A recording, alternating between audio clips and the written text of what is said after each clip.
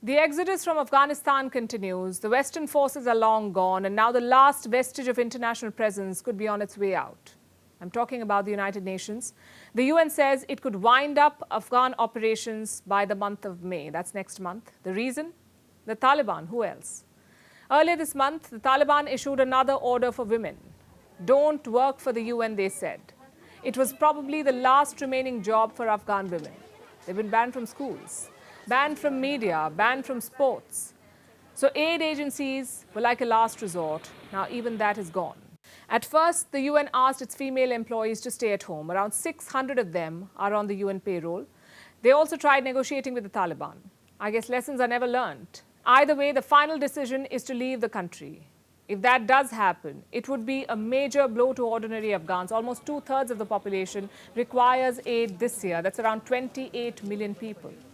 Without the United Nations, distributing that aid would be impossible. And then again, perhaps that's what the Taliban want: direct access to international aid. The truth is, the world does not know what to do with Afghanistan. There is no consensus on sanctions. There is no consensus on aid, not even on basic engagement policies.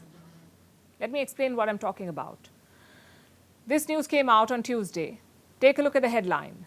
Top UN official proposes meeting to discuss recognition of Taliban.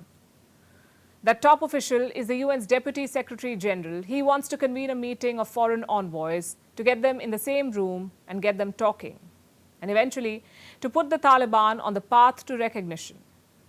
And this is the confusion I was talking about. On the one hand, you talk about leaving Afghanistan. On the other, you propose recognizing the Taliban. In all this confusion, Afghan people are suffering. I have some numbers for you. Since the Taliban's takeover, Afghanistan's GDP has fallen 35%. Food prices are up 30%. Unemployment is at 40%, 40.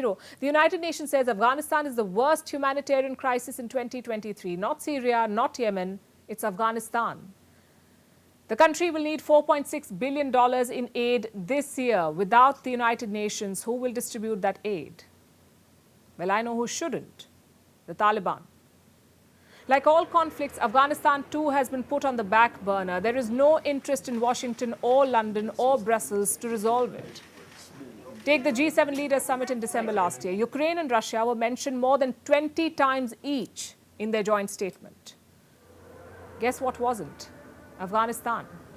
On Tuesday, there was a G7 foreign ministers meeting. Again, a long essay on Russia's war.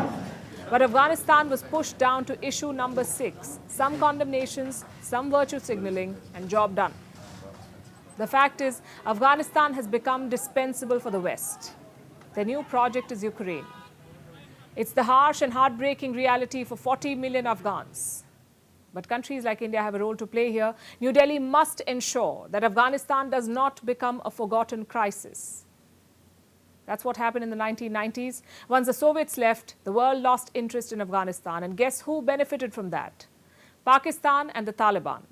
They turned Afghanistan into a terror haven, which hurt not just the West, but also India. It hurt India's security. So it's important to keep the spotlight on Afghanistan. If not, history has a way of repeating itself.